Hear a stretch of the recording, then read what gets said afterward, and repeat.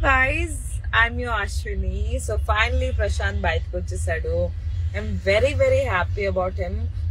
So అసలు ప్రశాంత్ జైలుకి వెళ్ళడం అనేది చాలా ఒక వియర్డెస్ట్ వైల్డెస్ట్ డ్రీమ్ అనుకోండి. ఎందుకంటే బిగ్ బాస్ కప్ గెలిచి అట్లా బయటకు వచ్చాడో లేదో అప్పుడే అంత పెద్ద ఇన్సిడెంట్ అయింది. పాపము వాళ్ళ ఫ్యామిలీ కానీ అందరూ ఎంత బాధపడి ఉంటారండి. Like this is really so bad, చాలా బాధాకరము ఈ విషయం అనేది.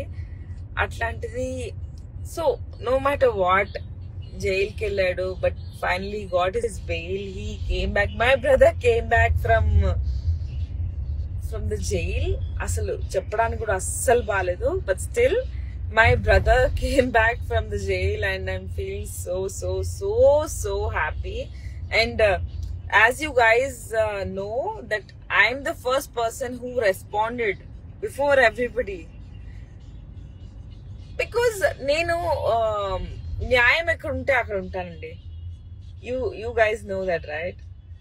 న్యాయం ఎక్కడ ఉంటే అక్కడ ఉందాం మన అందరం కలిసి, like everybody together. yeah అందరికీ నమస్కారం. నేను మీ ప్రిన్స్ యావర్. నేను ప్రశాంత్ అరెస్ట్ వీడియో నేను చూశాను. అది చాలా చాలా డిప్రెసింగ్ న్యూస్ అది. సో అది చూసిన తర్వాత నేను అస్సలు షాక్ అయ్యాను. సో ఎలా మాట్లాడాలి మీతోనే సో నాకు అర్థం కావడం లేదు. సో అందుకే కొంచెం సేపు నేను అది టైం తీసుకున్నా.